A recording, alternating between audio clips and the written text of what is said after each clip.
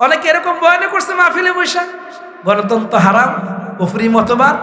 আমাকে কেউ যদি 10-12 ফাঁসি দেয়, কেউ যদি আমাকে 10-12 ফাঁসি দেয়, এরপর আমি বলবো গণতন্ত্র হারাম।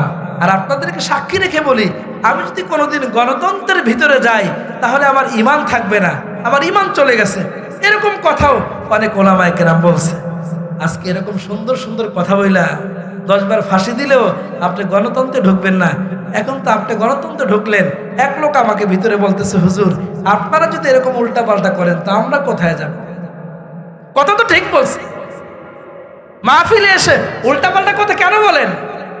মা ইয়ালফিযু মিন কাওলিন ইল্লা লাদাইহি রাকীবুন আতীদ। আপনি যে কথাটাই বলেন ওই কথাটা ফেরেশতা আসমানে নিয়ে যায়। 3-4 বছর 5 বছর আগে বা 10 বছর আগে বা ভাইরাল হওয়ার নেশায় এই কথাটাই বলছেন গণতন্ত্র হারাম। এখন আপনি গণতন্ত্রে কেন ঢুকলেন? আপনার কারণে তো হাজারো আলেম লজ্জা পাইতেছে। মুনাফিকেরা যারা মুনাফিকি করে, এই জবান দিয়ে কথা বলার সময় ওয়াদার বরখেলাপ করে, বলছে টাকা দিছি 25 দিন দিয়া দিব তোমার শুক্রবারে, শুক্রবার আর আসে না।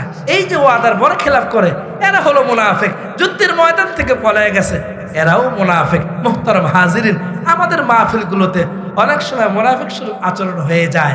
এজন্য আল্লাহর কাছে দোয়া করা, আমাদের মাহফিলগুলো যেন মুনাফিক আচরণ থেকে মুক্ত থাকে। সকলে বলি আমিন। অনেকেই মাহফিল করতে চান না। এবছর আমার অনেকগুলো মাহফিল বন্ধ হয়ে গেছে এই কারণে। বলে হুজুর মাহফিল তো দিব ওয়াজ শোনার জন্য, আয়েশা হুজুরেরা ওয়াজ করে না। কি করে? আয়েশা ওই হুজুর কি করলো, এই হুজুর কি করলো, আয়েশা মাহফিলের মধ্যে এগুলা বলতে থাকে। এজন্য আপনাদেরকে বলবো, যেই বক্তায় দাওয়াত দিবেন আগেই বলবেন কোরআন হাদিস থেকে আলোচনা করবেন। অন্যের গীবত শেখার মাহফিলে দরকার নাই। আর কথা বলার সময় আমাদেরকেও সতর্ক থাকা দরকার। আমরাও মুখে যেটা আছে সেটাই বলি। কেউ তো এখানে বসে বলতেছে ওরে ভোট দিলে সে জান্নাত, ওরে ভোট না দিলে জাহান্নাম। এরকম কথা কেন? আবার আপনি মাহফিলের মধ্যে আইসা বৈশা, অনেকে এরকম বয়ানে করছে মাহফিলে বৈশা, গণতন্ত্র হারাম, কুফরি মতবাদ। আমাকে কেউ যদি 10-12 ফাঁসি দেয়, কেউ যদি আমাকে 10-12 ফাঁসি দেয়, এরপর আমি বলবো গণতন্ত্র হারাম। আর আপনাদেরকে সাক্ষী রেখে বলি, আমি যদি কোনোদিন গণতন্ত্রের ভিতরে যাই তাহলে আমার ঈমান থাকবে না, আমার ঈমান চলে গেছে। এরকম কথাও অনেক ওলামায়ে কেরাম বলছে। আজকে এরকম সুন্দর সুন্দর কথা বইলা 10 বার ফাঁসি দিলেও আপনি গণতন্ত্রে ঢুকবেন না। এখন তো আপনি গণতন্ত্রে ঢুকলেন, এক লোক আমাকে ভিতরে বলতেছে, হুজুর আপনারা যদি এরকম উল্টা পাল্টা করেন তো আমরা কোথায় যাব? কথা তো ঠিক বলছি। মাহফিলে এসে উল্টা পাল্টা কথা কেন বলেন? মা ইয়ালফিযু মিন কাওলিন ইল্লা লাদাইহি রাকীবুন আতীদ। আপনি যে কথাটাই বলেন ওই কথাটা ফেরেশতা আসমানে নিয়ে যায়।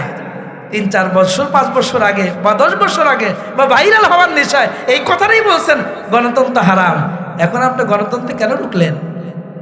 আপনার কারণে তো হাজারো আলেম লজ্জা পাইতেছে। এজন্য আমার ভাই, আমরা আলেম ওলামা যারা আছি, কথা বলার সময় খুব সতর্ক হয়ে কথা বলা। সতর্ক হয়ে কথা না বলতে পারলে এরকম মুনাফিকের কবরে যাইতে হবে। আল্লাহ তাআলা আমাদেরকে সতর্ক হয়ে কথা বলবার তৌফিক দান করে আমিন। আমি আলেম মানুষ, আমি যদি উল্টাপাল্টা করি, আমারই যদি কথা ঠিক না থাকে, তাহলে সাধারণ মানুষের কি অবস্থা হবে? এজন্য আল্লাহ তাআলা যারাই মাইকের সামনে কথা বলে, আল্লাহ যেন তাদেরকে পড়াশোনা করে আমলের নিয়তে কথা বলবার তৌফিক দান করে আমিন।